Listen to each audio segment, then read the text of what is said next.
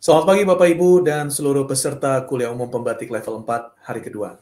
Yang kami hormati Direktur Jenderal PAUD dan Dikdasmen Kemendikbud Bapak Jumeri, STP MSI, Kapus Datin Kemendikbudristek Bapak Dr. Muhammad Hasan Habibi MSI, seluruh koordinator dan subkoordinator di Pusdatin Kemendikbudristek. Yang kami hormati Kepala Dinas Pendidikan Provinsi, Kabupaten, Kota di seluruh Indonesia, Kepala LPMP seluruh Indonesia, Kepala Balai Tekom Provinsi di seluruh Indonesia, serta yang kami banggakan, rekan-rekan duta, rumah belajar, dan para guru di seluruh Indonesia. Assalamualaikum warahmatullahi wabarakatuh, salam sejahtera untuk kita semua, Om Swastiastu, Namo Buddhaya, salam kebajikan. Puji syukur kita panjatkan kehadirat Allah Subhanahu wa Ta'ala, Tuhan Yang Maha Esa, karena pada pagi hari ini kita dapat hadir secara daring pada kuliah umum pembatik level 4 tahun 2021. Berbagi dan berkolaborasi, belajar bersama di portal Rumah Belajar. Izinkan saya, Zaki Hosen, untuk memandu acara kita pada pagi hari ini. Dan juga sebelumnya kami informasikan bahwa event kuliah umum pembatik level 4 ini dapat Bapak Ibu saksikan secara live melalui kanal YouTube Kemendikbud, kanal YouTube Rumah Belajar, dan kanal YouTube Televisi Edukasi. Hadirin yang berbahagia, seperti yang kita ketahui, pembatik telah diselenggarakan sejak tahun 2017 hingga tahun 2021. Tentunya pembatik telah melahirkan ratusan duta rumah belajar di seluruh provinsi Indonesia. Penasaran seperti apa perjalanan dan proses pembatik selama ini? Ini dia. Kita saksikan bersama video kilas balik pembatik tahun 2017 hingga 2021.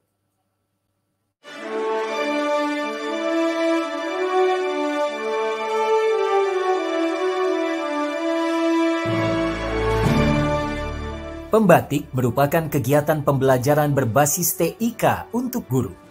Kegiatan ini bertujuan untuk mencapai kompetensi TIK setiap level yang dikemas dalam bentuk pembimbingan teknis atau BIMTEK dan memanfaatkan teknologi untuk pembelajaran.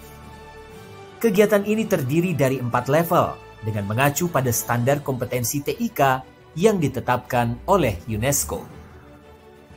Pada level pertama, peserta BIMTEK pembatik belajar mandiri secara daring. Sedangkan pada level berikutnya hingga level keempat, guru belajar mandiri dan mengikuti pembimbingan dari narasumber atau fasilitator. Peserta yang berhasil menyelesaikan pembatik hingga level 4 dapat menyandang predikat sebagai sahabat rumah belajar. Para SRB pada dasarnya merupakan para guru hebat yang telah membuktikan kompetensinya secara lengkap.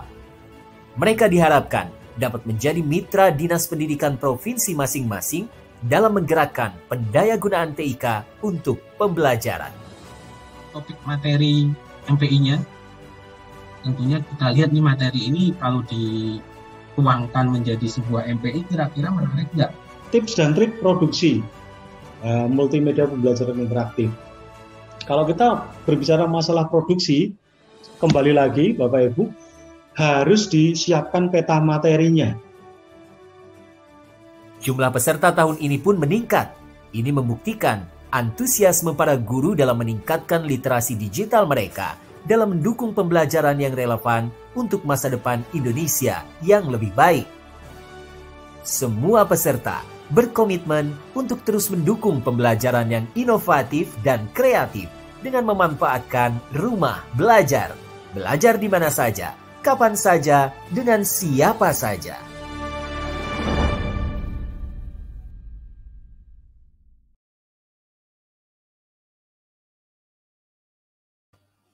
Bapak Ibu, demikian tadi video kilas balik perjalanan pembatik dari tahun 2017 hingga 2021.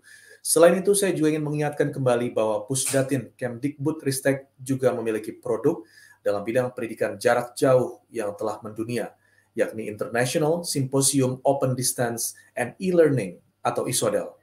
Tahun 2021, ISODEL terus mengajak para stakeholder pendidikan, para pendidik, praktisi, dan partner dunia digital untuk terus bergabung dan berkontribusi memajukan dunia teknologi pendidikan. Untuk itu, segera daftarkan diri Anda di laman isodel.kemdikbud.go.id.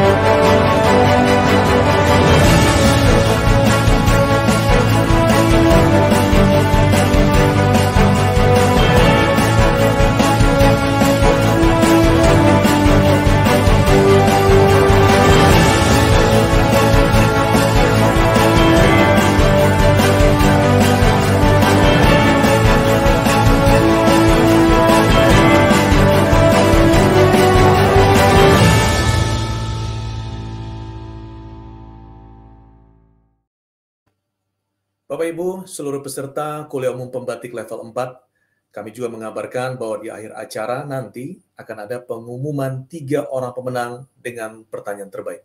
Pertanyaan dapat Anda sampaikan saat paparan berlangsung melalui s.id/tanya pembatik dengan format nama _instansi_pertanyaan. 3 orang pemenang akan mendapat pulsa masing-masing Rp100.000. Hadirin yang kami banggakan, memasuki acara yang pertama. Marilah kita dengarkan sambutan yang akan disampaikan oleh Direktur Jenderal PAUD dan Dikdasmen Kemendikbudristek, Bapak Jumeri, STP, MSI. Kepadanya, kami persilahkan. Assalamualaikum warahmatullahi wabarakatuh. Salam sejahtera untuk kita semua. Om Swastiastu, Namo Buddhaya, salam kebajikan, Rahayu.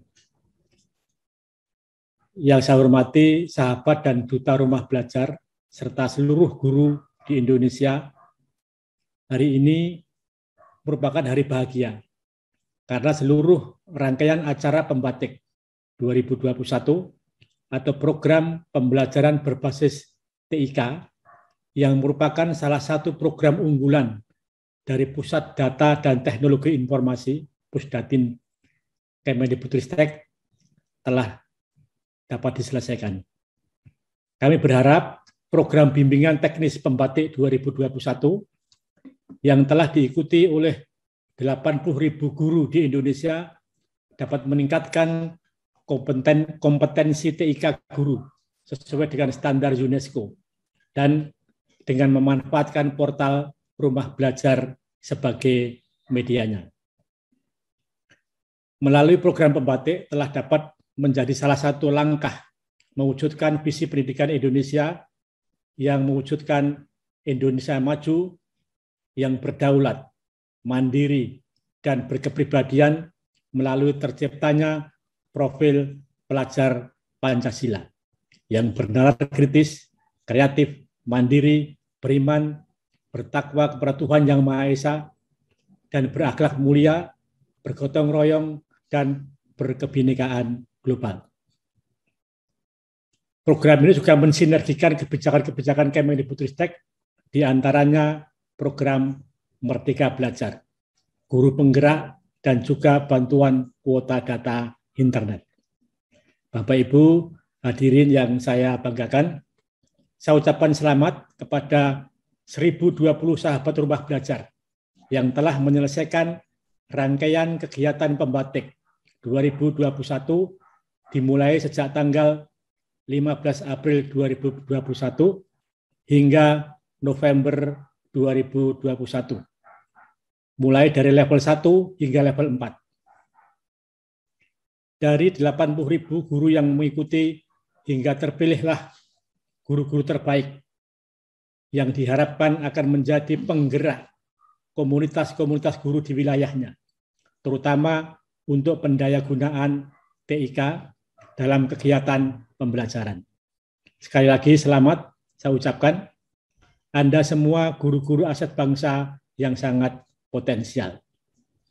Guru hebat Indonesia yang saya banggakan, berbagi dan berkolaborasilah bersama rekan-rekan guru di komunitas Anda.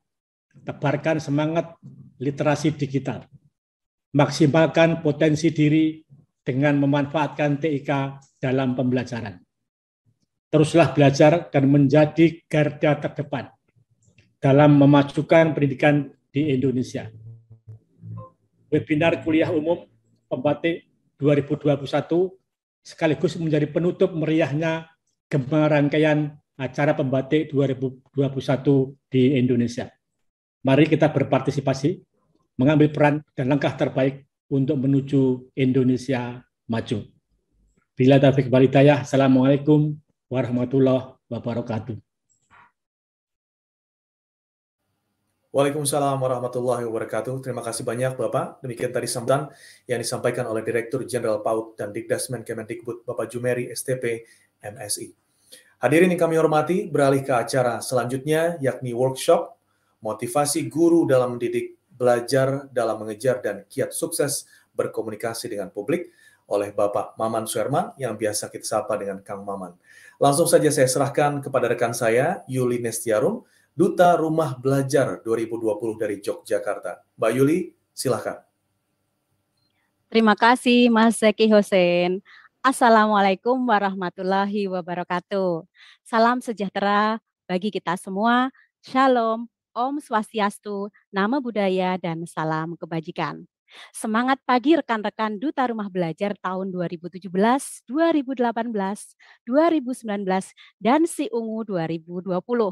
Semangat pagi yang luar biasa juga teruntuk sahabat rumah belajar dan Bapak Ibu guru hebat yang saat ini sedang menyaksikan kuliah umum pembatik level 4 melalui platform YouTube Kemdikbud RI, Rumah Belajar, dan Televisi Edukasi.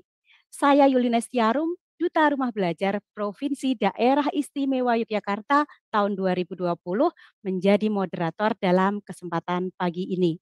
Bapak Ibu sekalian, perubahan yang terjadi dalam hidup di akhir-akhir ini dipercepat dengan kemajuan teknologi informasi dan komunikasi, membuat kita harus terus mau mengasah diri. Dalam arti harus terus mau belajar ya. Bila diibaratkan sebuah lilin, jangan sampai seorang guru hanya memberikan cahaya ke sekelilingnya saja, namun membuat dirinya semakin cepat padam. Nah, maka mau tidak mau, suka tidak suka, kita harus terus belajar sambil mengajar. Dalam kesempatan istimewa kali ini, kita akan dengarkan bersama-sama sebuah paparan yang akan disampaikan oleh Bapak Maman Suherman.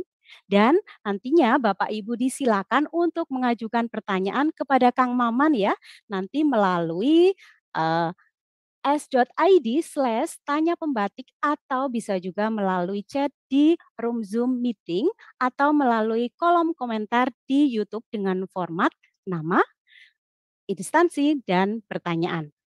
Nah, Bapak Ibu sekalian, sama-sama kita akan menyimak paparan beliau dengan judul Motivasi Guru dalam Mendidik, Belajar dalam Mengajar, dan Kiat Sukses Berkomunikasi dengan Publik. Tapi sebelumnya saya mau kasih pantun dulu nih ya. Jalan-jalan ke Jogja beli tas. Jangan lupa beli cemilan. Jika ingin menjadi guru berkualitas, belajar sama pakarnya Kang Maman Suherman. Halo Kang Maman. Halo Mbak Yuli, selamat pagi. Assalamualaikum warahmatullahi wabarakatuh. Pagi, waalaikumsalam Kang. Apa kabar nih Kang Maman? Semoga sehat ya. Amin, amin, insya Allah. Terima kasih. Alhamdulillah, senang sekali bisa hadir bersama Kang Maman dalam kesempatan kuliah umum pembatik level 4 pagi ini Kang.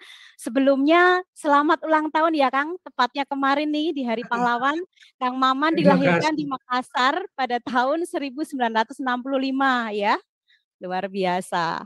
Nah, beliau ini aktif sebagai penulis berbagai buku keren ya, presenter berbagai acara kondang, pembicara dan konsultan media dan kreatif yang jelas berbagai profesi juga pernah dilalui oleh Kang Maman. Di antaranya adalah reporter, redaktur dan pemimpin redaksi di kelompok Kompas Gramedia, peliput, penulis naskah, produser dan Managing Director Rumah Produksi Aficom, konsultan media dan acara sejumlah stasiun TV dan rumah produksi, penggagas ide sekaligus verifikator dan dewan juri Panasonic Gobel Award, mentor stand up komedi, notulen dan konsultan kreatif Indonesia Lawak Club. Ya, Kang Maman juga concern nih di bidang literasi, diantaranya pernah menjadi dewan juri Journalist Writing Competition Kompasiana, tim seleksi penghargaan perpustakaan dan minat baca, serta masih banyak segudang aktivitas yang lain.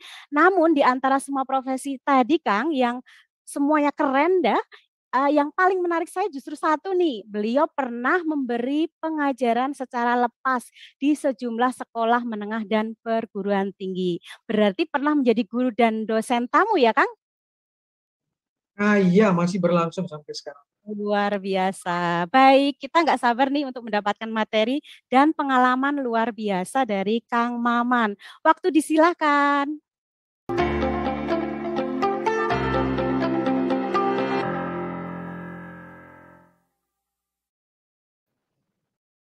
Baik, Assalamualaikum warahmatullahi wabarakatuh. Selamat pagi, salam sejahtera untuk kita semua, salam sehat. Saya merasa beruntung sebagai orang yang kuliahnya bukan di dunia pendidikan, bukan di dunia edukasi, tapi saya berbasis kriminologi di Fakultas Ilmu Sosial Ilmu Politik UI, diberi kepercayaan untuk berbagi cerita, berbagi perspektif di hadapan para aset potensial bangsa kita, para duta rumah belajar, para sahabat rumah belajar, para guru-guru yang luar biasa. Dan ini membuat saya beberapa hari ini tidak bisa tidur karena harus berbicara apa. Saya hanya orang yang banyak mengandalkan pengalaman, dan saya percaya betul Bapak Ibu secara teknis misalnya pasti lebih paham soal pembelajaran yang inovatif, kreatif, dan kemudian dengan memanfaatkan rumah belajar dengan segala potensi dan segala ilmu tentang pembelajaran berbasis TIK. Sesuatu yang saya sebenarnya cukup telat, tetapi ketika bekerja di dunia periklanan, kami dulu selalu lebih mengandalkan tentang konten. Konten adalah raja, konten adalah raja. Tapi belakangan ini masalah TIK menjadi mahkotanya. Contoh sederhana sebelum kita masuk ke pembicaraan. Kami di dunia periklanan, Bapak Ibu, selalu terkenal dengan bagaimana cara memasarkan brand. Sederhana, waktu itu 4 langkah saja. AIDA. Pertama kita awareness, memberikan penyadaran ke publik, ada produk baru nih. Kita munculkan dengan menyebar iklan di mana-mana. Tujuannya supaya apa? Ya supaya orang interest, ingin tahu tentang produk baru itu apa ya. Ini yang saya lakukan 8-10 tahun sebagai managing director dan direktur kreatif biro iklan. Harapannya orang ingin tahu lalu kemudian bernafsu untuk memiliki, untuk membeli. Saya semangat dia untuk mendapatkannya bangkit. Dan dalam waktu seketika kita berharap mereka action. Jadi AIDA itu cepat sekali. Awareness, interest, desire, action. Televisi menjadi andalan kita untuk menyebarkan produk-produk iklan tersebut. Hari ini tidak lagi seperti itu. Misalnya sekarang sudah 5 langkah, AISAS saya menyebutnya.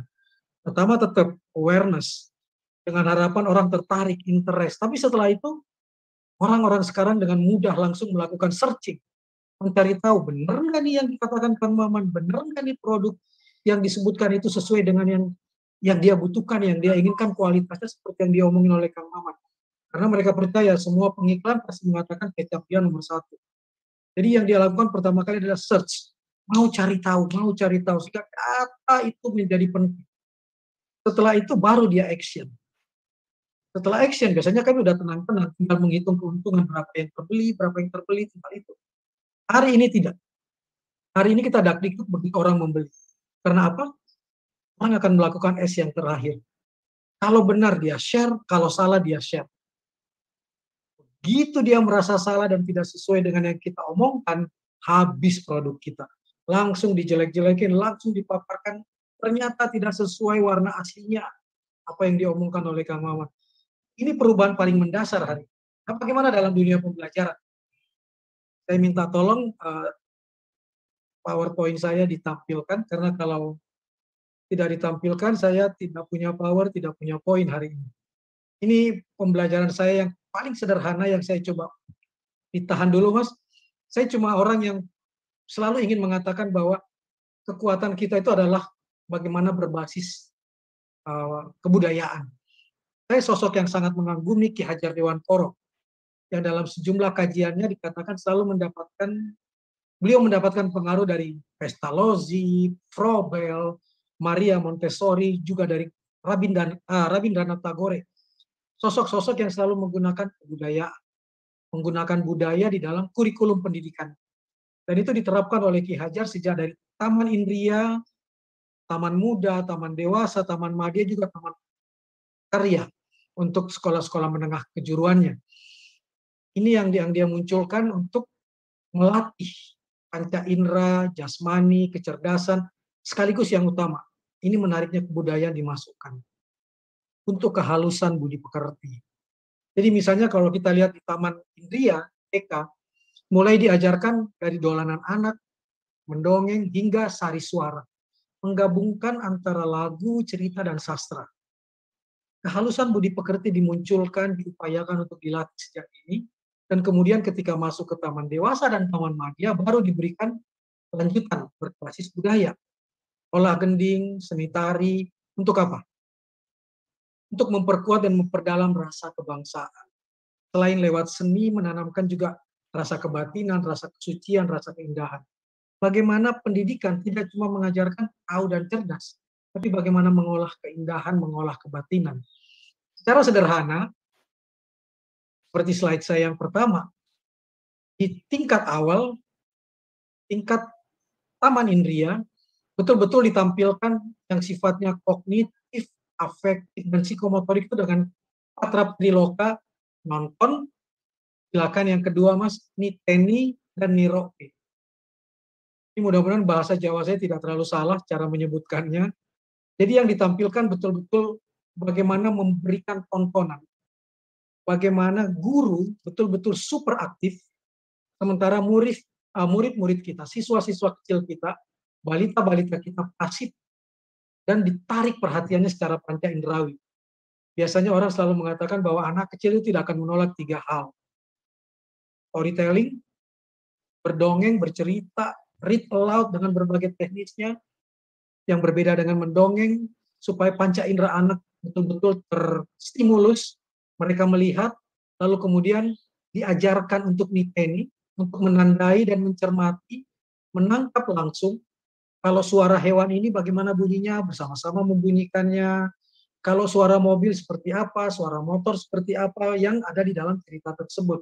Jadi anak-anak betul-betul diajarkan secara kognitif, betul-betul pasif mendengar, tapi kemudian masuk afeksi. Betul-betul menandai apa yang dia dengar, apa yang dia saksikan, dan yang terakhir tentu niroke, menirukan yang positif yang menjadi bekal untuk perkembangan anak. Guru betul-betul menjadi toladan, suri toladan yang diharapkan membuat anak-anak kecil menjadi peniru-peniru luar biasa tentang kebaikan. Kita masuk ke slide 2. Ketika masuk ke taraf berikutnya, ke taman muda, ke taman dewasa, taman madya, lagi-lagi patra triloka yang dipakai. Yang nanti payungnya adalah Ingarso Sumpolodo, Ingmadio Mangunkarso, dan Tuturi Handayani. Tapi yang dimunculkan adalah dalam hari ini pembelajaran yang paling dasar Bapak Ibu, teman-teman sekalian. Pasti Bapak Ibu juga sudah tahu, saya cuma mengingatkan kembali bahwa pendidikan itu bukan cuma soal ngerti. Kalau cuma soal ngerti, bisa baca, Indonesia luar biasa. Ketika kemerdekaan dikumandangkan tahun 45, 90% orang Indonesia buta aksara. Tetapi hari ini tinggal 1,8, 1,9 yang buta aksara di kaum di usia-usia produktif kita. Persoalan ngertinya luar biasa, tahu dan bisa membaca. Persoalan berikutnya adalah, setelah mereka 15 menit membaca, bisa nggak kita menstimulus dia sedikit untuk menjelaskan apa yang dia baca? Mampu nggak kita menangkap level kedua, ngerasa? Mereka tahu apa yang mereka baca. Supaya, kalau kita lihat hasil penelitian Dikbud tentang ahli baca, aktivitas literasi membaca, makin ke timur, mengerti bacanya memang makin rendah, tetapi juga makin tidak tahu apa yang dibaca, sekedar membaca, juga makin tinggi. Dia bisa baca tapi dia tidak bisa menjelaskan ulang, tidak bisa mengambil poin-poin dari apa yang dia baca, sehingga hanya ngerti tapi tidak ngerasa. Nah, Ki Hajar Dewantoro mengajarkan kita untuk, ayo anak didiknya jangan cuma diajar intelektualnya, sekedar ngerti, tapi harus ada keseimbangan dengan dia ngerasa, betul-betul tahu apa yang dibaca. Dan sebisa mungkin psikomotoriknya dicoba, dilatih terus-menerus. Dengan apa? Dengan ngelakoni. Sehingga apa? Tujuannya jelas, tujuannya satu. Proses belajar mengajar yang dilakukan, tujuannya agar anak tidak sekedar mengerti dengan akalnya, tapi juga dia paham dengan perasaannya, dia memahami segala sesuatu dengan perasaannya, dan kemudian bisa menjalankan dan melaksanakan pengetahuan yang sudah didapat di dalam kehidupan masyarakat. Ini sebenarnya poin sederhana dari literasi. Literasi adalah kecakapan hidup yang tidak sekedar literasi baca tulis, literasi numerasi, ngerti baca tulis, ngerti numerasi, tetapi kemudian harus masuk ke tahap mampu mengakses informasi dengan baik, mampu berpikir kritis, dan yang paling puncak satu, mampu menghasilkan kelak, mampu menghasilkan barang dan jasa. Dan bisa mulai diproduksi, dilakukan sejak masih duduk di bangku sekolah. Saya belajar ini tujuannya untuk apa? Boleh nggak kita praktikkan? Ini yang nanti masuk ke taraf literasi, tidak cuma teknis, tidak cuma fungsional, tapi langsung ke literasi budaya. Dilakoni. Ini poin yang paling penting dan yang menarik kalau kita membaca dari Ki Hajar Dewantoro, ngerti, ngerasa, ngelakoninya ini harus masuk ke literasi tahap pertama yang bukan sekedar bisa baca, tulis, dan hitung, tapi karakter sudah dibangun sejak ini. Bagi Ki Hajar Dewantoro waktu itu adalah tentang tidak cuma tangguh, tidak cuma cerdas, tapi juga harus mulai ditanamkan tentang tripantangan. Sejak kecil anak dengan cara dan bagaimana mengerti dan sesuai dengan usia anak. Tripantangan buat Ki Hajar Dewantoro, kalau kamu cerdas, kamu harus tidak menyalahgunakan kewenangan kamu. Tidak menyalahgunakan kekuasaan kamu. Itu diajarkan betul sedari dini tentang ini boleh, ini tidak, dengan sesuai perkembangan usia. Yang kedua, tidak melakukan manipulasi. Kalau ia bilang iya, kalau kita bilang tidak, ini punyaku, bukan punyaku, harus diajarkan sedari dini. Sehingga tidak melakukan manipulasi dalam tanda kutip keuangan dan tidak melanggar kesusilaan. Pelan-pelan dimasukkan betul tentang ngerti, ngerasa, ngelakoni sampai ke perkembangan karakter anak tersebut. Nah, sekarang mari kita lihat di era digital. Era yang sangat luar biasa, era di mana kadang-kadang yang standar, yang biasa-biasa saja, tidak mendapat tempat. Orang selalu ingin memberikan sesuatu yang lebih, yang penting viral, bukan yang penting benar. Karena kalau cuma sekedar benar, itu biasa. Itu saya selalu disebut, itu mah bahasanya bapak-bapak. Itu mah jadul, itu tidak mengikuti perkembangan zaman. Ditambah lagi, di era digital ini kita tahu betul teman-teman yang sudah belajar tentang bagaimana kecepatan diutamakan daripada kecepatan. Yang penting share, bukan share yang penting. Yang penting share. Di WA grup keluarga Bapak Ibu, para pembelajar, sungguh sangat menakutkan kalau kita lihat justru orang tua yang senang banget copy paste apa yang didapat di warung sebelah dan disebar begitu saja tanpa melakukan verifikasi, konfirmasi apakah berita itu benar. Dan kalau dikritik langsung dengan tenang mengatakan, ya saya kan cuma copy paste dari warung sebelah. Itu artinya cuma sederhana. Media sosial sungguh kerap kali nir-etika, nir-moral, nir-empati, dan mudah-mudahan para pembelajar berbasis TIK ini juga sudah paham tentang 4 pilar literasi digital. Yang pasti saya yakin kecakapan digitalnya udah luar biasa. Bisa mengajar dengan memanfaatkan TIK. Persoalan berikutnya adalah mampu nggak kemudian mewujudkan keamanan digital. Mampu menjaga bahwa proses pembelajaran lewat TIK ini tidak kemudian diisi dengan hal-hal yang membahayakan keamanan. Baik keamanan diri maupun keamanan murid kita. Etika digital. Mana yang boleh, mana yang tidak, dan budaya digital. Ini nanti mungkin akan jadi kelas pembelajaran berikutnya. Nah, kenapa ini penting buat saya? Karena sejak munculnya digitalisasi, Indonesia, termasuk anak-anak murid kita, murid-murid pembelajar kita itu adalah orang yang begitu lahir punya 2 kewarganegaraan. Warga negara Indonesia sekaligus warganet. Kalau saya yang generasi kolonial lahirnya warga negara Indonesia saja. Tapi anak-anak kita umur 2-3 tahun sudah pegang handphone dan lain sebagainya. Sudah langsung menjadi warganet yang borderless, tidak punya batasan. Dia bisa masuk kemana saja, bahkan melihat seluruh dunia hanya lewat gadgetnya. Dan ini tentu sangat bahaya. Apalagi kita tahu, fakta membuktikan orang Indonesia itu menjadi warganet 8 jam lebih setiap hari. Sepertiga hidupnya ada di internet, ada di media sosial. Dan akibatnya banyak yang FOMO, fear of missing out misalnya. Takut untuk tidak terkoneksi dengan orang lain. Takut kalau dia menyebarkan sesuatu, tidak ada yang memberi tanda like. Tidak ada yang berkomentar. namanya fear of missing out. Mereka mengalami Facebook depression kalau apa yang dia posting betul-betul tidak dianggap oleh orang lain. Sehingga apa yang terjadi? Mereka berusaha untuk tidak biasa-biasa saja, untuk mencuri perhatian orang sehingga kadang-kadang kebablasan. Melakukan pelanggaran-pelanggaran yang penting kelihatan. Ada selebriti yang sedang berduka keluarganya karena wafat di jalan tol, macam-macam dilakukan untuk mencari perhatian. Ngaku-ngaku sebagai dukun yang bisa berkomunikasi supaya viral, menceritakan sesuatu, mengulik-ngulik masa lalu orang dan lain sebagainya yang tidak ada kaitannya dengan peristiwa tersebut. Empati hilang sama sekali. Ini cara berkomunikasi di media sosial hari ini yang sangat berbahaya, yang makin berbahaya karena didukung oleh kedikdayaan berupa mesin pemrograman, algoritma media sosial. Begitu kita bikin hashtag, satu dia bisa melejit dengan sangat cepat. Kemudian ada big data, ada artificial intelligence yang karenanya sadar tidak sadar kita menggantungkan hidup pada apa hari ini. Mungkin siswa-siswa kita menggantungkan hidup pada apa hari ini, bukan lagi pada soal kebenaran. Kita lihat slide berikutnya. Anak-anak kita, kalau punya akun, dia pasti berusaha untuk lihat insight dari akun tersebut.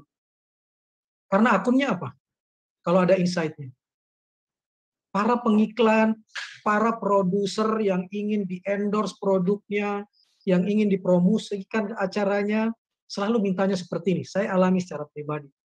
Kang Maman, boleh nggak tahu akun Twitter kamu, akun Instagram kamu, akun Facebook kamu?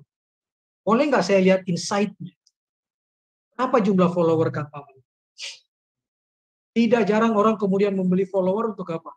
Makin besar follower, bayarannya makin tinggi Bapak Ibu.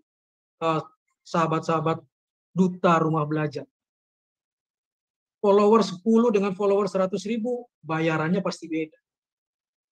Follower yang jutaan apalagi. Saya pendengar salah satu teman saya, figur publik, satu kali muncul postingannya di Instagram, dia dapat bayaran sampai 80 juta. Dan buat dia itu luar biasa. Sehingga follower menjadi perhatian. Yang kedua, account reach. Bagaimana jangkauan akun saya? Dan hari ini makin besar sensasinya, dramatisasinya, reach-nya makin besar. Account engage-nya, bagaimana cara supaya traffic-nya tinggi. Itu jadi pikiran mereka terus. Mana contohnya? Silahkan slide berikutnya. Ini misalnya. Ini contoh saya, ini akun saya. Langsung dilihat oleh pengiklan. Wow, account reach-nya Kang Maman itu 83.500. Ya, saya bayar Kang Maman 1 juta aja ya untuk satu kali nge-tweet. Sementara yang account reach-nya 1 juta, saya bayar 110 juta sampai 100 juta. Wah, traffic di Kang Maman cuma yang terlibat cuma 8.796 orang. Saya pakai aja selebriti yang 800.000. Trafficnya yang bikin orang rame untuk masuk ke situ supaya produk saya makin dikenal. Waduh, follower Kang Maman di Instagram cuma 126.000, di Twitter cuma 418.000 kalau nggak salah. Ya udah saya bayar Kang Maman cuma sekian ya. Orang hidup dari insight overview. Kita lanjut Mas. Coba lihat. Selain insight overview-nya. Silahkan. Ini yang mereka lihat. Bagaimana account reach-nya. Kang Maman diakses oleh di negara mana saja, di kota mana saja, dan kota mana saja yang paling suka dengan akunnya Kang Maman. Oh, kalau ternyata di Kang Maman kuat Jakarta ya, saya lagi jualan produk di Jakarta, ya sudah, saya pakai Kang Maman. Tapi kalau ternyata Kang Maman tidak disukai oleh pembaca-pembaca di Jakarta, saya nggak akan pakai Kang Maman. Ini mempengaruhi betul para netizen. Termasuk di slide berikutnya, silakan. Account engage-nya pun dilihat. Traffic-nya Kang Maman bagus nggak? Akan dilihat tuh.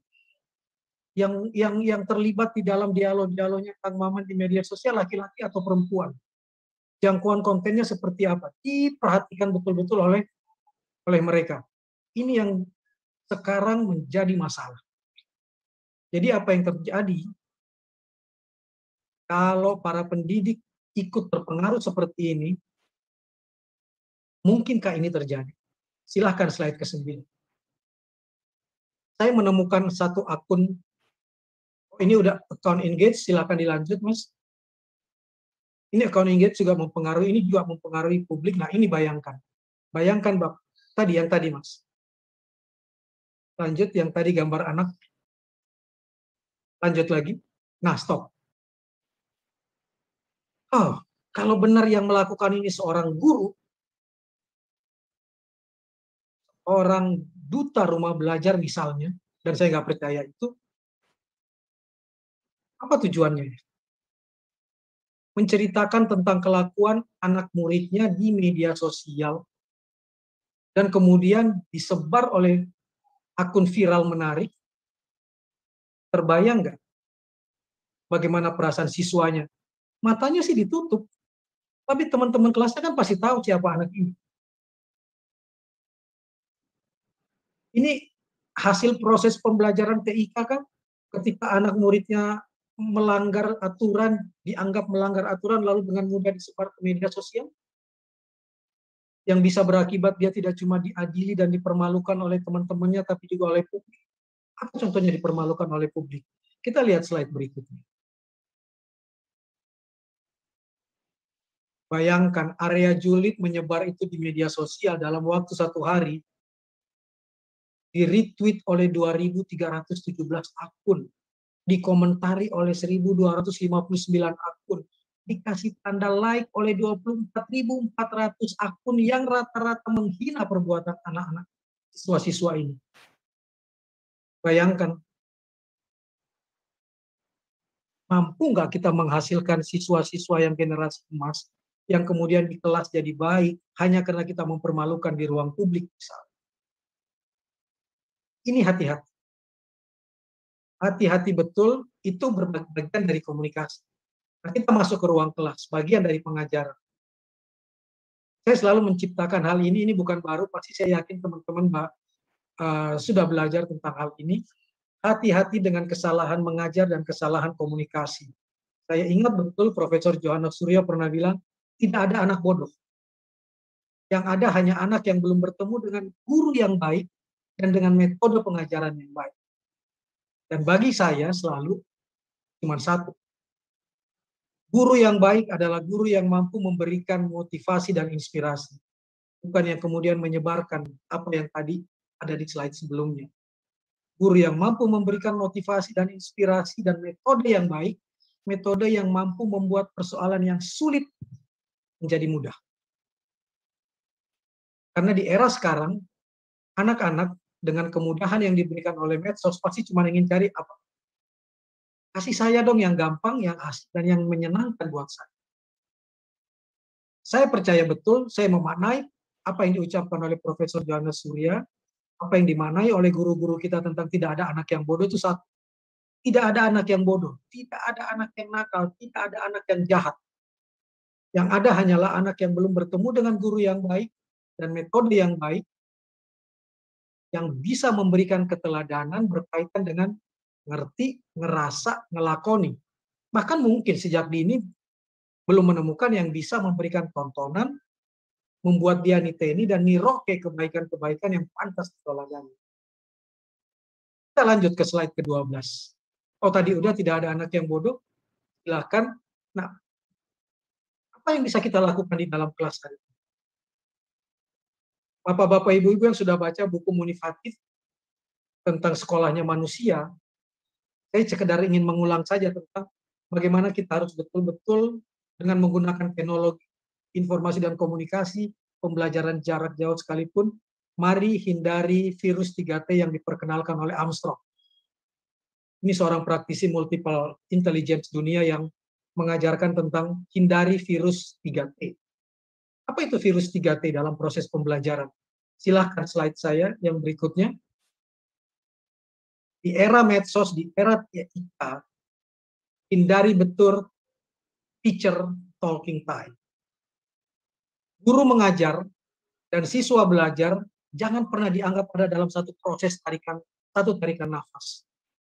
Ketika guru berceramah di depan kelas, apalagi belajar dari rumah secara daring, jangan pernah percaya anak-anak yang duduk dia menatap kita saat ceramah adalah anak yang belajar.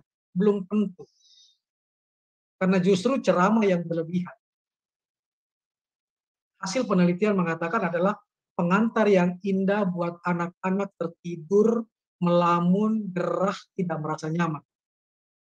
Parahnya, kadang-kadang hal ini dianggap cukup untuk melaksanakan kewajiban mengajar. Yang penting saya sudah menyampaikan.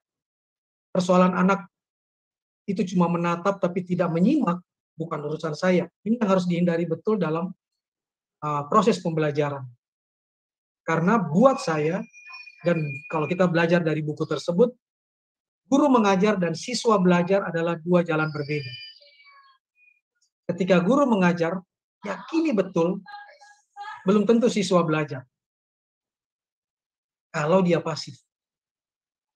Yang harus dilakukan adalah ketika siswa belajar melakukan, itu baru kita rasa dia melakukan kegiatan pembelajaran kalau dia melakukan aktivitas. Apa maksud dari hal ini? Sebisa mungkin verbalisme dikurangi. Siapkan mental kita untuk betul-betul berdialog. Hindari betul siswa belajar secara pasif, hindari betul siswa belajar cuma dicekoki, bahasanya sangat sarkas mungkin. Cekoki pernyataan-pernyataan klise, kosong tanpa makna, dan siswa cuma berhenti pada tingkat menghafalkannya. Tidak diajar untuk masuk ke taraf menganalisis dan mensintesis hal-hal tersebut. Dalam bahasa yang lebih jauh lagi, hindari teks-teks yang dipelajari yang terlepas dari konteks. Supaya kita tidak masuk dalam perangkap yang disebut Freire sebagai pengetahuan yang terbirokrasi. Saya cuma ingin mengutip apa yang diucapkan oleh Pak Sumardianta dalam buku ini. Seorang guru yang aktif menulis yang mengatakan seperti ini. Jangan sampai guru-guru di Indonesia menderita penyakit distesia. Salah mengajar. Virus yang menyebabkan distesia itu adalah, contohnya, guru yang menghabiskan 80% waktunya dalam mengajar dengan ceramah yang miskin makna, datar, dan menyebarkan kantuk yang meradiasi di seluruh penjuru kelas. Verbalisme dalam pandangan dia adalah penyakit akut guru-guru di Indonesia. Kebanyakan guru menurutnya hanya memiliki dua senjata, diam dan mengajar, tutur dan kapur. Dan keduanya menggempur betul siswa untuk mundur secara realitas, mundur dari realitas. Ini yang harus dihindari betul, termasuk di era pandemi. Kalau ibu-ibu, bapak-bapak mengajar lewat daring, lalu tidak bisa mengajak murid untuk tampilkan dong mukanya, jangan tutup videonya. Apa Bapak sudah jamin dia tidak melakukan hal yang lain? Sementara anak-anak kita saat ini terkenal dengan multitaskingnya, matanya menghadap ke kita tapi tangannya bermain yang lain.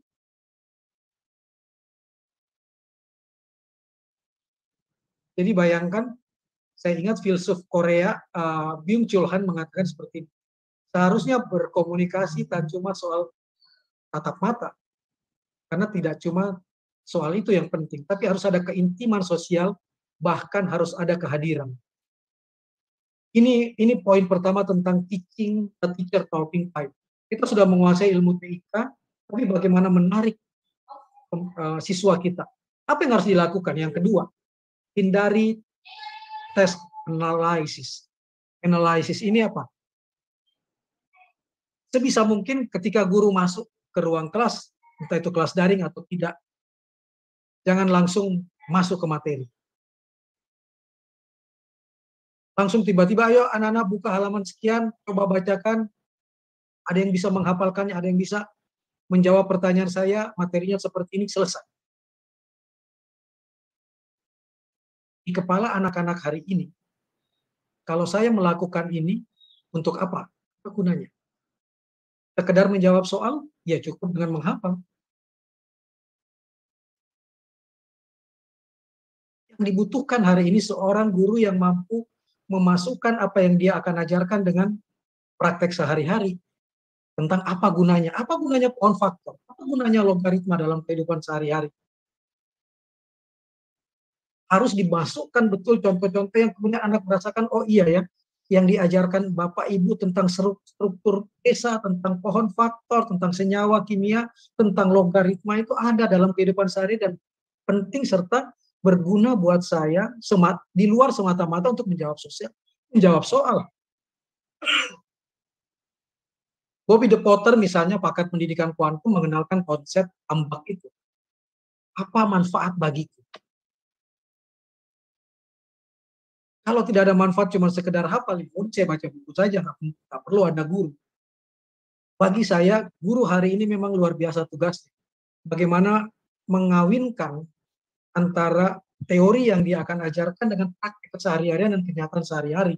Supaya tidak cuma ngerti, tidak cuma ngerasa, tidak cuma titik dua itu, tapi bisa ngelakuin. Tes analisis menjadi luar biasa. Saya pernah bertemu siswa yang bilang, saya masuk pelajaran bahasa Indonesia, saya disuruh bikin puisi, tapi guru saya sendiri nggak pernah bikin puisi. Guru saya sendiri tidak tahu patron dan pola-pola menulis puisi. Apa bedanya puisi dengan prosa? Apa bedanya puisi pendek dengan prosa liris? Boleh nggak puisi itu panjang seperti prosa liris? Boleh nggak dikasih contoh apa beda keduanya? Kalau tidak, ya anak-anak akan sekadar menjalankan tugas. Tetapi hasil karyanya tidak bisa seperti yang kita harapkan. Jadi mari untuk menghindari tes analisis seperti ini adalah berikan gambaran besar betul-betul tentang materi pembelajaran dan sedekat apa materi itu dengan kehidupan sehari-hari. Bapak Ibu pasti tahu tentang contextual learning. Jadi bahasa sederhananya kasih contoh keseharian dulu, baru kemudian kita masuk dan menukik ke materi. Begitu kita lihat pohon tumbang, kita bisa lihat pohon tumbang ini lebih mudah tumbang mana pohon dengan akar tunggal atau dengan akar serabut. Baru kita masuk ke teori apa itu akar tunggal, apa itu akar serabut. Itu satu contoh-contoh kecil saja. Virus yang ketiga berkaitan dengan gambar tadi. Silakan Mas. Tracking. Hindari betul pengelompokan siswa berdasarkan kemampuan kognitif. Saya dari dulu memang bukan orang yang terlalu setuju dengan ada kelas khusus bergengsi berisi siswa cerdas berprestasi, ada juga kelas khusus untuk yang betul-betul kelas khusus tertutup untuk siswa bodoh yang merepotkan. Saya berharap budaya strata seperti ini tidak ada juga. Kalaupun tidak ada lagi seperti itu di kelas, jangan pernah menciptakan stigma anak pintar dan anak bodoh. Ini akan bahaya. Tidak cuma bahaya buat anak bodoh, tapi buat anak pintar. Apalagi kalau kemudian disebar di media sosial.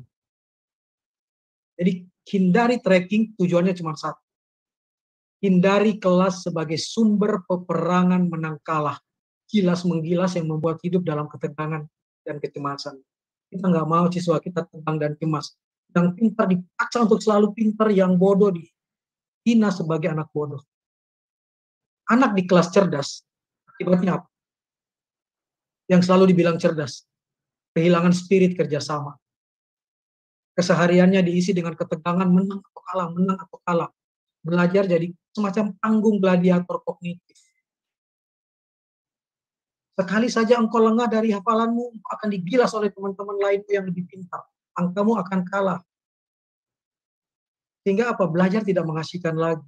Menjadi sumber perasaan negatif, cemas, kompetitif, ajang saling jegal. Di mana kerjasamanya? Dan juga seperti tadi, saya nggak yakin itu guru yang menyebarkan di media sosial. Karena nggak mungkin guru yang baik, apalagi guru yang sudah masuk ke kelas ini, merubuhkan kepercayaan diri anak. Mempermalukan dia. Menyebut dia anak bodoh, anak yang melanggar aturan. Hingga apa? Anak digiring untuk menilai dirinya, ya memang saya bodoh, memang saya nakal, memang saya parah. Hindari itu, apalagi kalau disampaikan di saat apel, dimasukkan di ruang di kelas yang bisa membuat self-esteem anak rubuh. Janganlah sampai juga itu dimunculkan lagi di media sosial. Orang tuanya ikut-ikutan menjudge, publik ikut-ikutan menjudge, akibatnya apa? Kemana anak mengadu? Jangan salah, kalau kemudian anak-anak itu nantinya mengadu ke penjual miras, penjual rokok, penjual narkoba, ke geng motor yang nampung mereka tidak salah, kita yang membuat mereka salah. Jadi terakhir, saya ingin selalu mengatakan, berhenti mengobok-obok anak dengan semata negatif, bodoh atau sebaliknya, akal atau sebaliknya. Sudahi hal tersebut, hindari judgement negatif ketika kita memberikan pembelajaran. Mudahkah itu? Memang tidak mudah. Silakan, Mbak, slide berikutnya sebagai penutup sebelum kita diskusi. Apa yang harus kita lakukan di ruang kelas? Mari berdialog dengan empati. Jangan monolog 80% hanya memberikan ceramah.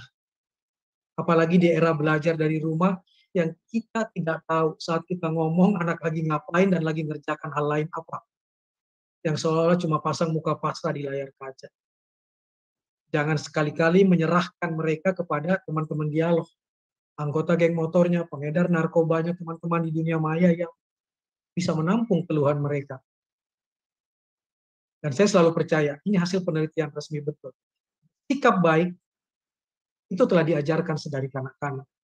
Dan sains telah membuktikan, seorang yang bersikap ramah dan mudah bergaul, baik dengan teman-teman dialognya, akan mendapatkan balasan yang sama.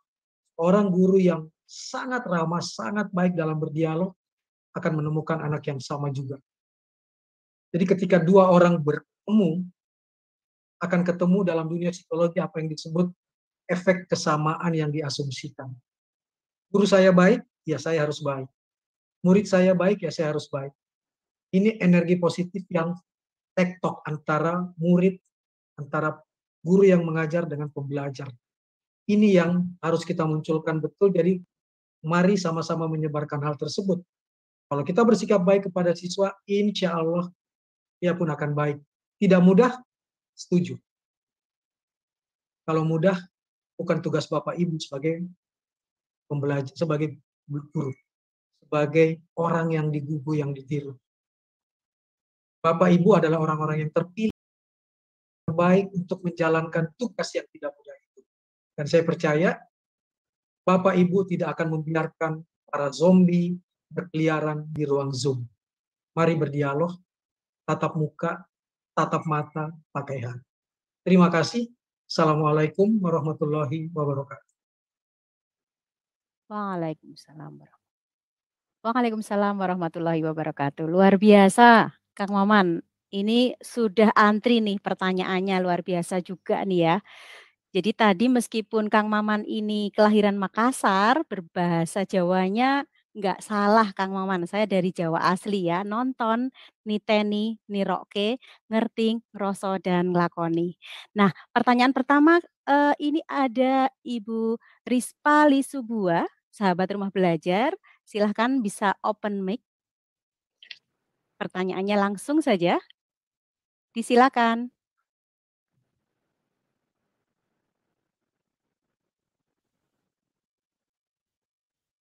Silahkan Ibu.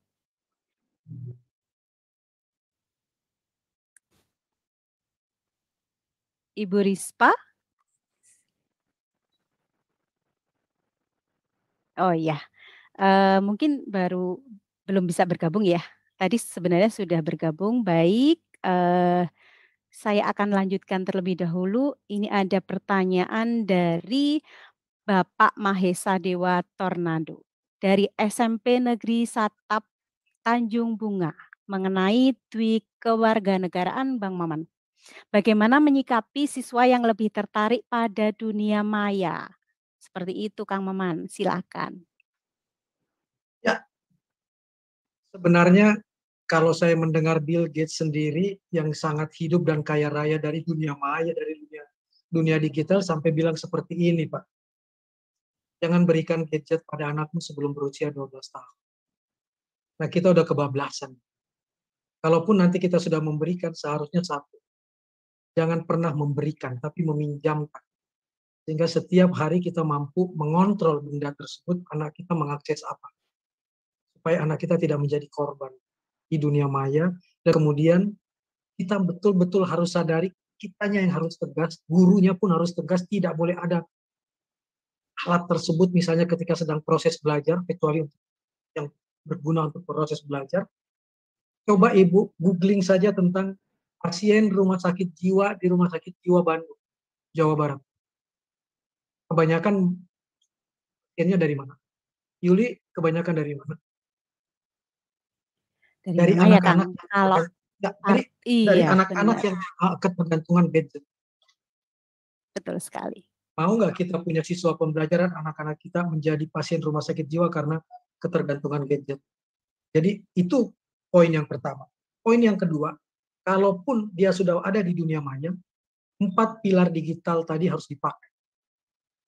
Digital etik, kita tahu, siap nggak kita kemudian menerapkan tersebut bahwa ada yang boleh dan tidak.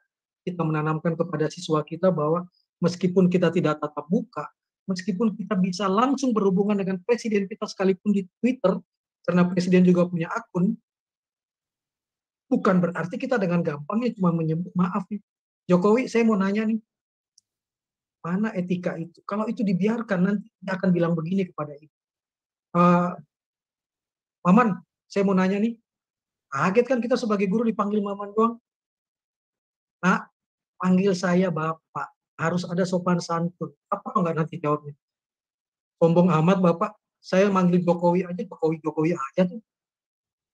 Presiden loh dia, masa Bapak minta? Nah, menanamkan etika bahwa di media sosial ada etika, ada kesantunan, itu menjadi tugas kita juga, tugas guru juga. Jangan hanya karena bisa berhubungan langsung lalu semena-mena menyampaikan kalimat. Itu revolusi bahasa. Termasuk misalnya Bapak Ibu juga harus paham tentang emoticon, meme-meme yang ada di media sosial supaya jangan salah kirim meme kan. Betul sekali. Membatik ini harus paham betul. Orang lagi bersedih, meme-nya ketawa. Dan kemudian bilang, aduh saya salah pencet misalnya. Hati-hati betul terhadap hal tersebut. Karena begitu di-capture, nggak bisa dihapus. Itu yang pertama. Betul. Yang kedua, sadari betul bahwa ada gunanya kok gadget ini. Asal dipakai dengan etika yang tepat dan kemampuan yang luar biasa, digital skill.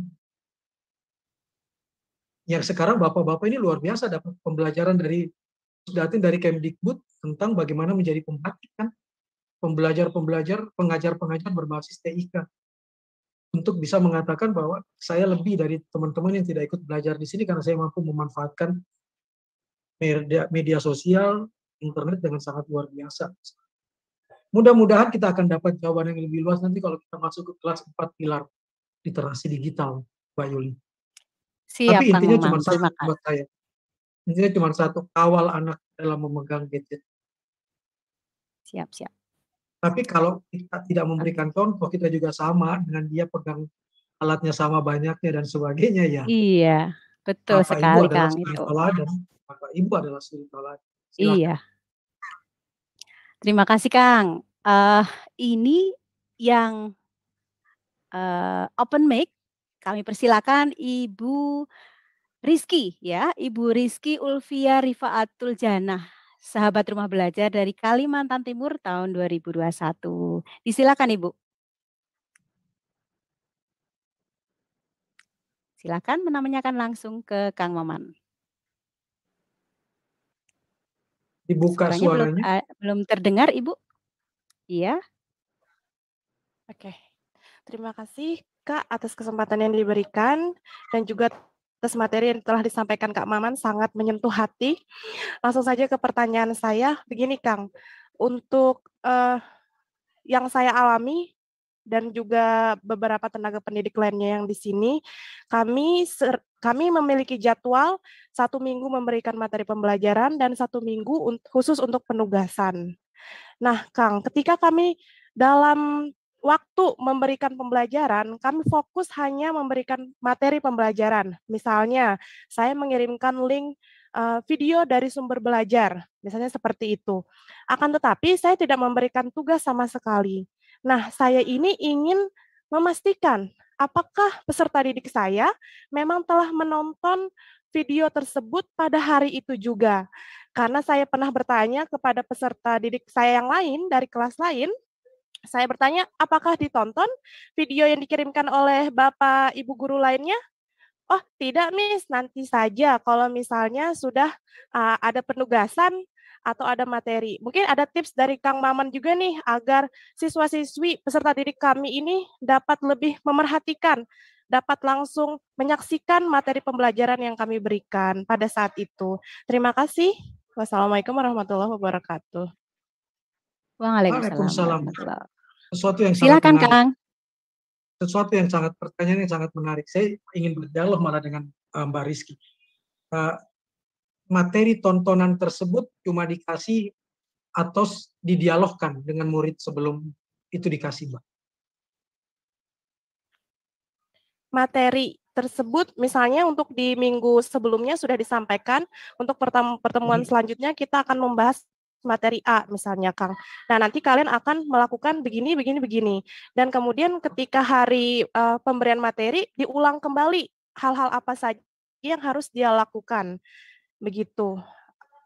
Oke. Pak Rizky, yang paling utama satu, bagaimana membuat anak sedari dini waktu diberikan materi tersebut dia tahu bahwa materi ini menarik dan penting buat dia. Itu yang harus diyakinkan dulu, sih harus didialogkan bahwa kalau kamu buka materi ini, kira-kira ini bahasa formalnya, nanti dengan bahasa Bu Rizky di daerah masing-masing, tidak cuma penting untuk penugasan, tapi juga penting untuk kamu lihat dan berguna untuk kamu sedari kamu buka materi tersebut. Jadi materi itu bukan hanya untuk mengerjakan tugas, tapi kalau kamu lihat, kamu praktekkan, bagus kok, menarik kok, asik kok misalnya. Itu yang harus kita lakukan. Jadi video tersebut jangan semata-mata diberi tanda hanya untuk melaksanakan penugasan. Tapi seperti tadi, berguna nggak ya untuk saya, Bu Rizky? Ada manfaatnya nggak ya untuk saya selain untuk penugasan? Sehingga dibuka dialognya, misalnya dengan, saya nggak tahu materinya seperti apa, tapi misalnya, kalau kamu lihat video ini, insya Allah ternak ayam kamu akan lebih produktif, lebih banyak telurnya, lebih sering bertelur misalnya. Dan kualitas telurnya lebih bagus dan kalau dijual akan lebih mahal daripada telur-telur yang lain. Kalau saya dikasih seperti itu, saya jadi ingin tahu sebagai peternak telur. Kalau kamu buka video itu, ini contoh saja ya, kalau kamu buka video itu, kamu nanti bertaninya, kamu nanti menanam pohonnya akan lebih baik. Dan akan berguna buat kamu. Pohon kamu akan menghasilkan buah lebih banyak dibandingkan kalau kamu tidak. Saya pasti ingin tahu kan, wow, berarti ada gunanya dong buat saya. Sehingga video tersebut tidak cuma berguna untuk ujian, tapi berguna untuk keseharian dia. Ya. Ini yang harus kita lakukan, bahkan buat saya, Bu Rizky. Video tersebut kita tonton bareng-bareng aja. Sebelum dikasih malah ditonton bareng-bareng. Ayo, ada yang mau bertanya dengan video ini? Sehingga kita sudah kasih dia 50% dari langkah menuju penugasan. Nah, kalau sudah tahu semuanya, gampang kan nanti tonton lagi untuk menjawab tugas-tugas berikut ini. Itu udah setengah jawaban dia udah dapat. Nah, tuh kamu udah menjawab, nanti tinggal itu yang kamu harus tulis nanti dalam jawabanmu. Udah enak, murid merasa apa? Dimudahkan. Hari ini anak butuh dimudahkan, karena semuanya mudah. Lewat internet dia mudah, mau lihat apapun. Mau berdialog dengan orang manapun dia bisa. Dia mau tiap pagi, Kang Maman, saya cuma lihat di televisi, sekarang saya lihat langsung kamu di Twitter. Dia nyapa saya pagi-pagi, dengan mudah dia mengatakan, gampang ya berhubungan dengan Kang Maman. Nah, ternyata lebih gampang hubungan dengan Kang Maman daripada hubungan dengan Bu Rizky, guru saya. Jangan sampai itu terjadi. Itu yang harus kita lakukan. Terima kasih Bu Rizky. Terima kasih Bu Rizky. Terima kasih Kak. Iya, sama-sama. Pertanyaan selanjutnya nih Kang, masih banyak soalnya. Dari Ibu Nasa Andriansa, SMA IT Ulil Albab Batam. Menurut Kang Maman, apa yang menjadi permasalahan terbesar ketidaktercapaian sebuah proses pendidikan dan apa yang harus kita lakukan sebagai guru? Itu Kang. Dua slide saya menggambarkan hal tersebut. Kegagalan ketidaktercapaian sebuah proses pendidikan, mari saya selalu mengajak sebagai orang yang juga sering mengajar, saya tidak akan mengatakan apa yang salah ya pada anak murid saya, kok nggak bisa dia tangkap. Tapi introspeksi yang paling utama adalah kepada diri saya, apa yang salah ya, sehingga apa yang saya sampaikan tidak bisa ditangkap ya oleh mereka. Ini yang tadi soal 2 poin yang 3 virus yang tadi, yang menjadi jawaban. Jangan-jangan saya cuma ngajar tapi tidak ngedidik.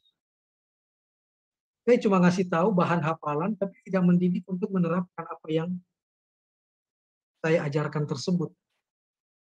Saya cuma berkhotbah dan berceramah, tapi anak tersebut ya cuma datang hanya karena kewajiban, bukan karena ingin mengerti, bukan karena ingin pintar. Jadi proses sering tidak tercapai karena tidak sinkronnya antara pendidik dengan pembelajar. Hindari kembali betul dengan segala hormat. Ya, dengan segala hormat, jangan pernah mengatakan begini, tugas saya selesai setelah saya menyampaikan pelajaran. Berani nggak kita ingin mengorbankan sedikit waktu dan tenaga kita untuk mengatakan, adik-adik mengerti? Boleh nggak diceritakan ulang apa yang Ibu sudah sampaikan? Tanpa perlu mempermalukan dan menyalahkan. Setiap usaha harus seperti kata Pak Tino Sidin zaman dulu, guru mengajar, guru menggambar di televisi. Ya, bagus. Ya, luar biasa.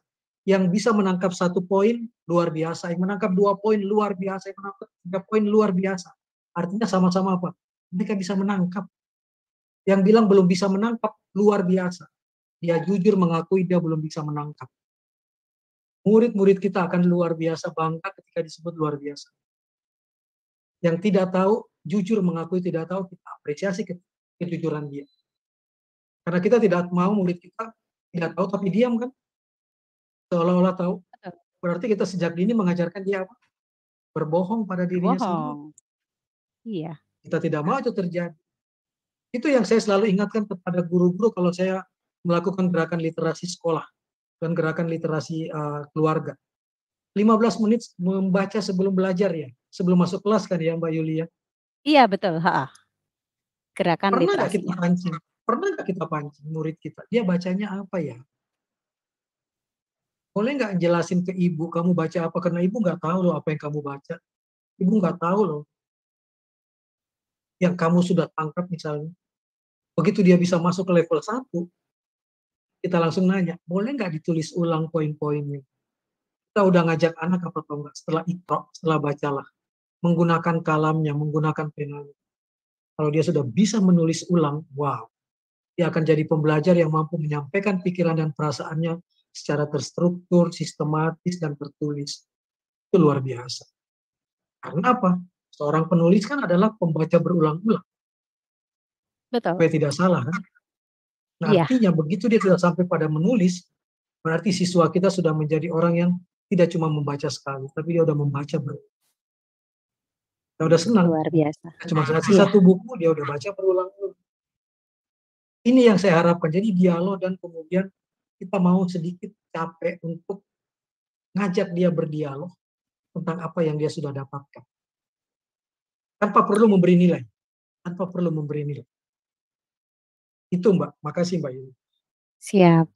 Jadi mendengarkan, berkomunikasi, dan tidak mengejudge siswa, gitu ya, Kang Maman? Supaya sampai pada taraf ngerti, ngeraoso, ngelakoni.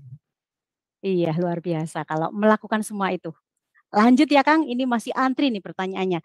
Dari Iwayan Widiana, dari SMP Negeri 2 Rendang. Gitu ya. Bagaimana cara mengatasi cyberbullying di kalangan siswa yang sangat marak nih saat ini sebagai cara berkomunikasi kurang baik yang berakibat fatal pada psikologi siswa. Itu Kang. Setuju. Nanti kalau Mbak Yuli mau, saya sudah punya PowerPoint tentang cyberbullying yang terjadi di kalangan siswa yang sampai ada yang bunuh diri. 1, saya cuma ingin mengatakan seperti ini. Beritahu ke murid-murid kita bahwa kalau kita melakukan cyberbullying, yang jadi korban bukan orang yang kita bully saja. Tapi kita pelakunya pun jadi korban. Apa? Kalau kita cyberbullying dia dengan penghinaan, dengan mengancam, dengan mempermalukan, Kita kasih lihat aja Undang-Undang ITE pasal 27, 28, 29. Hukumannya 600 juta sampai 1 miliar. Mau nggak kamu menghina teman kamu, lalu kamu didenda sebanyak itu? Duitmu pun belum tentu ada. Mau nggak kamu gara-gara menghina seperti itu, kamu mungkin bisa hapus, tapi kalau orang sudah capture, rekam jejaknya kan abadi. Apa akibatnya? Ancaman pidananya 4 tahun sampai 6 tahun penjara. Anak-anak mau nggak itu? Jadi kalau kamu pelaku, kamu juga jadi korban. Satu. Yang kedua, kasih contoh-contoh nyata bagaimana orang yang melakukan bullying, bagaimana orang-orang yang menyebarkan hoax, pinter, cerdas, tapi apa? Begitu mau dapat beasiswa batal. Begitu lulus di universitas tertinggi, lihat mahasiswa yang pernah lulus di Harvard, begitu dilihat rekam jejaknya di media sosial suka menyebarkan hoax, suka membuli orang, jadi nggak lulus. Kebetulan saya konsultan di beberapa perusahaan yang kalau mau mengangkat karyawan baru saya dilibatkan. Kebetulan saya jadi juri di aparat sipil negara ASN, Anugerah ASN Kemenpan RB, Mbak Yuli. Itu nggak salah satu yang saya nilai? Media sosialnya. Apa itu, Kang? Oh, luar biasa ya. Jadi rekam Begitu jejak media ya ini, Kang? sosialnya penuh dengan, media sosialnya saya tracking, saya periksa rekam jejaknya, saya akhirnya berpikir tidak butuh orang dengan IPK 4,9. Iya, Tapi iya. saya butuh orang baik. Kalau dia sudah 4,9 misalnya, tapi dia suka menghina orang, suka mengejek orang, suka membuli orang, akan jadi troublemaker di kantor, mending nggak saya angkat, mending nggak saya pilih. Panggil pun enggak. Dia aparat sipil negara yang luar biasa prestasinya, tapi dia suka menghina orang di medsos, yang nggak akan menang anugerah aparat sipil negara. Kasih tahu hal tersebut bahwa kamu juga jadi korban. Itu yang pertama. Yang kedua, kalau kamu jadi korban, jangan pernah merasa kamu yang salah. Beritahu ke anak, jangan merasa kamu yang salah. Jadi malu untuk menyampaikan ke orang lain. Kasih tahu segera ke guru kamu, ke orang tua kamu. Syukur-syukur nanti guru dan orang tua mempertemukan kita dengan psikolog. Jangan ditanggung sendiri. Bahaya. Karena kita bisa nanggung sendiri dan kemudian kita jadi korban yang lebih banyak. Ada jenis-jenis bullying yang luar biasa yang membuat anak kita menjadi bahaya. Bahkan bunuh diri, bahkan dilacurkan. Jadi bayangkan seperti ini, Mbak Yuli masih umur kecil nih. Tiba-tiba di media sosial ketemu sama orang yang sudah dewasa. Yang bilang, adek mau apa? Saya beliin. Kirimin foto, kirimin buku, kirimin handphone yang terbaru, kirimin apa, diam-diam. Lalu kemudian suatu saat dia bilang seperti ini cyberbullying dalam bentuk cyber stalking yang menuju kepada sextortion. Ini jenisnya seperti itu, Bapak Ibu. Apa yang terjadi? Sekarang kan saya sudah kasih kamu macam-macam kan ya. Boleh dong Om juga minta sesuatu dari kamu. Tapi jangan sampai orang tua kamu tahu. Kamu masuk deh ke kamar kamu. Tutup kamar kamu, kunci. Om mau minta apa? Om nggak minta apa-apa kok. Nggak akan pegang kamu kan, kita kan beda jarak. Coba kamu buka bajumu. Om mau lihat kamu betul nggak perempuan. Kamu betul nggak laki-laki. Apa akibatnya? Dan ini banyak terjadi hari ini. Ternyata diam-diam itu direkam. Dan kemudian anak itu akhirnya diancam. Kalau kamu nggak mau memenuhi permintaan Om yang lain, video ini saya kirim ke guru kamu, saya kirim ke orang tua kamu, kamu akan malu. Saking takutnya anak itu akhirnya ngikutin terus kemauannya. Bahkan akhirnya ada yang disuruh menjadi pelacur online. Karena saya kriminologi, saya concern ke situ. Saya memperhatikan betul hal tersebut. Yang kedua, bilang sama anak-anak kita, jangan asal sebar apapun. Foto-fotonya atau apanya, jangan asal sebar. Nanti bisa digunakan untuk membuli kalian. Apa contoh yang paling umum? Saya pernah membantu calon kepala daerah. Dia mau maju. Waktu dia hamil, dia foto ngasih lihat perutnya yang hamil. Tidak ada yang salah. Itu kan milik dia, raga dia. Iya, urusan pribadi dia. Tapi ketika dia maju sebagai calon pilkada, calon kepala daerah, dimanfaatkan oleh lawan untuk, kamu mau memilih pemimpin yang seperti ini, suka pamer-pamer aurat? Kita bayangin nggak? Belum lagi nanti gambarnya gambar kemarin dikasih tanda panah, dihina macam-macam berdasarkan hal tersebut. Teman saya itu tidak salah, tetapi berdampak yang kemudian mengganggu dia kan akhirnya. Anda bayangkan hal seperti, ingatkan terus, beri contoh-contoh hal seperti itu. Dan kasih contoh-contoh betapa banyak orang bunuh diri hanya karena dibully. Hanya karena menjadi korban bully yang kadang-kadang kita ikut berperan karena kita kasih materinya. Kita kasih foto-fotonya, kita kasih tahu, dan macam-macam. Dan yang lebih bahaya itu kalau bulinya adalah impersonate. Tahu nggak impersonate jenis bully apa, Yuli? Saya nggak Belum, suka Kang. sama Yuli karena Yuli, saya nggak suka sama Yuli karena Yuli, Oh, statusnya Yuli apa, sebagai duta baca atau apa? Sekarang, saya duta sahabat rumah belajar. Duta rumah belajar. duta rumah belajar.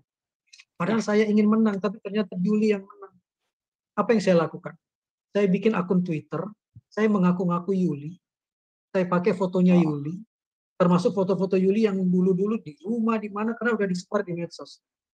Tapi di Twitter itu, kerjaan saya apa? Menghina, mengejek, menjelek-jelekkan orang, sehingga orang langsung bilang, kok duta rumah belajar jahat banget ya seperti ini? Luar biasa ya, Kang, kalau Twitternya seperti itu. luar biasa. Impersonate Iya. itu tujuannya, orang lain yang bikin tujuannya untuk apa? Tanpa sadar, tujuannya untuk membuli Yuli. Supaya Iya. Yuli dikeluarkan dari status sebagai duta rumah belajar. Banyak jenis itu. Kalau ada kelas lain, di kelas berikutnya saya bisa sampaikan tentang bahayanya cyberbullying dan bagaimana cara menyetop. Satu kalimat, speak up. Ajar anak-anak untuk berani berbicara. Terima Siap. kasih. Siap, Kang.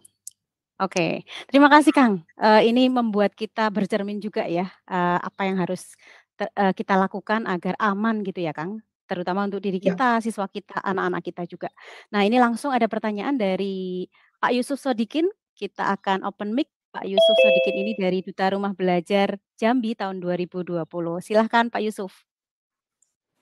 Oke, baik Mbak Yuli, terima kasih. Kang Maman, selamat pagi, salam kenal. Izin bertanya Kang Maman, saya Yusuf dari Jambi. Pertanyaannya mungkin diawali dengan banyak ya, kan sekarang saat ini siswa yang sudah dekat dengan media sosial. Media sosial dalam bentuk apapun. Sekarang isunya juga sedang naik dengan lost learning. Bagaimana kita mengatasi lost learning, bagaimana kita mengatasi lost learning dengan media sosial tadi. Tapi tadi yang sempat saya dengar dari Kang Maman bahas adalah ada digital etik atau ada etika digital di dalamnya. Nah, bagaimana guru dengan siswa ini bisa berkolaborasi pada saat pembelajaran tatap muka terbatas saat ini dengan tetap memperhatikan etika-etika digital di media sosial dan tetap juga bisa menghilangkan tadi ketidakbermanfaatan belajar di dalam, sehingga mereka juga dekat dengan kita dan dengan pelajaran. Jadi seperti itu, Kang. Baik. Bahkan pada tingkat etika, adik, harus ada dialog, harus ada kesepakatan. Misalnya begini, antara guru dan murid kita duduk bareng-bareng, kita mau melakukan pembelajaran daring ya, ayo kita sepakati bersama apa yang boleh dan selama pembelajaran jangan main-main yang lain dan tidak boleh menutup video. Sepakat nggak? Itu kita harus bikin bersama kesepakatan. Anak sekarang kan harus diajak bersepakat dulu. Jangan cuma dikasih, pokoknya nggak mau tahu, harus patuh ya. Sepakat nggak pembelajaran ini bersifat terbatas, tidak untuk disebarkan di tempat lain? Sepakat nggak kalau kalau teman-temannya ikut bertanya, adik juga boleh aktif dan tidak boleh mengganggu. Dibikin bersama-sama kesepakatan itu yang menjadi etika bersama. Sepakat nggak kalau adik-adik tidak suka kepada saya sebagai guru dalam mengajar, disampaikan langsung. Jangan diomongin di Twitter. Jangan, karena kalau adik-adik ngomongin gitu, nanti kalau bapak juga terpancing, saya nggak suka sama adik, saya ngomongin di Twitter, adik seneng nggak? Murid-murid seneng nggak? Nggak suka kan? Ciptakan sesuatu yang untuk mengatakan ini bermanfaat untuk bareng-bareng. Kalau saya lakukan, nyakitin orang. Kalau orang lakukan ke saya, nyakitin saya. Jangan lakukan bareng-bareng. Karena saya pernah ngajar, kenapa ada learning loss dan sebagainya. Saya pernah ngajar di TK internasional, SD, maaf, di daerah Bintaro. Kita kaget. Anak-anak siswa itu ngegosipin gurunya di Twitter. Dan kita baru sadar, kita bikin aturan nggak ya bahwa kalau ada permasalahan diselesaikan di sekolah, jangan dibawa ke media sosial. Akhirnya lahir tuh peraturan bahwa semua yang berkaitan dengan pembelajaran dan hubungan antara murid dan guru diselesaikan di sekolah. Kalau tidak ada sanksinya, dibuatlah sanksinya. Disepakati bersama-sama. Nah ini yang saya bilang di kata kunci terakhir tadi, jangan monolog tapi dialog. Jangan tiba-tiba ini peraturannya, sebelah murid. Jadi etikanya diajar bareng-bareng. Masukkan barang-barang, dikasih tahu apa untung ruginya. Anak sekarang kan butuh itu kan. Coba para duta, kalau ditanya, kenapa mau jadi duta? Kenapa mau jadi sahabat belajar? Kan pasti berhitung soal untung rugi kan. Jujur aja. Berhitung soal manfaat dan mudarat kan. Banyakan manfaat, saya ambil. Betul nggak, Yul? Betul, Banyakan betul Kang. untungnya saya ambil. Hal-hal yang sederhana dan matematis sifatnya, tapi bagus untuk jadi pembelajar. Kira-kira seperti itu. Terima kasih. Terima kasih. Makasih Kang Maman, makasih Pak Yusuf Sodikit. Sebenarnya dari ungkapan Kang Maman tadi memang betul sekali ya. Jadi perlu kesepakatan kelas nih, sehingga apapun yang terjadi mungkin ada sesuatu yang menyimpang, kita kembalikan ke kesepakatan kelas gitu ya Kang. Nah, Ya. masih banyak sebenarnya pertanyaan yang antri nih Kang. Cuman sayang sekali waktu kita hampir habis ya. Mungkin ada hal yang membuat saya terketuk sekali bahwa kita tidak bisa mengatakan bahwa ada anak bodoh gitu ya, hanya, mereka belum bertemu saja dengan guru yang baik dan metode yang baik, seperti itu ya, Kang. Jadi kita harus, membiasakan komunikasi yang baik, stimulan yang baik, sehingga siswa kita, murid kita itu akan tertarik pembelajaran yang kita bawakan, seperti itu. Nah, sebelum mengakhiri sesi bersama Kang Maman Suherman nih, ada kata spesial nih, Kang, yang ingin Kang Maman berikan untuk memotivasi seluruh guru yang hari ini sedang menyimak melalui siaran YouTube Televisi Edukasi dan khususnya kepada seluruh sahabat rumah belajar nih Kang, silahkan. Saya selalu percaya bahwa surga itu tidak mudah, surga itu tidak murah. Surga itu memang harus diusahakan untuk diraih. Kan salah satu pekerjaan yang setengah langkahnya sudah di surga itu adalah guru. Karena dia mengajarkan betul perintah pertama ke dalam agama saya, Iqra, bacalah. Dia adalah pelanjut-pelanjut tugas Rasul. Menyampaikan. Dan kemudian dijanjikan betul. Ilmu yang bermanfaat, kita boleh meninggal. Tapi ilmu yang bermanfaat itu akan berputar terus menjadi pahala-pahala kebajikan kan buat kita. Kalau kita bisa mengajar siswa hari ini 40, semester depan 50, begitu beliau jadi orang, beliau menjaga keteladanan kita dan menyebarkan ilmu yang kita sebar. Wow, saya jamin guru-guru yang berhadapan dengan saya nanti adalah pemilik-pemilik surga. Tidak mudah, betul, tapi Andalah suri toladan. Saya jadi teringat apa yang dikatakan oleh Raden Ajeng Kartini tentang habis gelap terbitlah terang yang dia kutip dari Al-Baqarah tersebut. Bahwa tugas kemanusiaan kita adalah minaz zulumati ilan nur, membawa dari kegelapan menuju terang, dari tidak tahu menjadi tahu, dari bodoh menjadi cerdas, dari gelap menjadi terang. Saudara saya yang non-muslim mengatakan jadilah terang dunia. Dan itulah tugas-tugas guru. Kata Yuli tadi, kita bawa lilin, kita bawa terang, jangan sampai kita yang terbakar. Karena banyak orang yang membutuhkan kita. Dan kalau kita tetap menyalakan itu, percayalah, walaupun mata kita buta, kita tetap akan menjadi pembawa lilin yang luar biasa. Mungkin orang tertawa. Kenapa Kang Maman yang buta ketika malam gelap membawa obor? Apa gunanya buat Maman yang buta itu? Maman yang buta akan mengatakan, guru yang baik akan mengatakan, dengan saya membawa obor, ketika lampu mati dan gelap, kalian yang punya mata jadi tahu mana jalan yang benar, mana sungai, mana lautan, mana bukit, mana lembah. Karena obor yang saya beri kan. Tapi apa gunanya buat kamu? Karena saya memegang obor, kamu lihat saya, jadi kamu nggak nabrak saya kan. Jadi siapapun yang membawa obor, dia pasti selamat dan dia bisa menerangi orang lain. Dan belajar dari Kartini. Umurnya cuma 20-an, tapi kenapa namanya abadi? Lihat aja nama Kartini. Hilangkan huruf K, hilangkan huruf N, hilangkan huruf I. Kalau kita mampu memberi arti pada dunia ini, memberi arti pada siswa-siswi kita, kita boleh mati.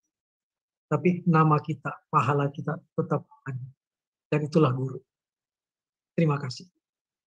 Luar biasa. Jadilah obor penerang buat sekeliling kita. Tapi sayang sekali nih Kang Maman, waktu jualah yang akhirnya memisahkan kita. Rekan-rekan sekalian, Bapak Ibu guru di seluruh Nusantara semangat meraih cita-cita untuk membangun generasi emas Indonesia melalui berbagai karya dan usaha Bapak Ibu sekalian. Terima kasih kami ucapkan sekali lagi kepada Kang Maman, semoga sehat dan sukses selalu.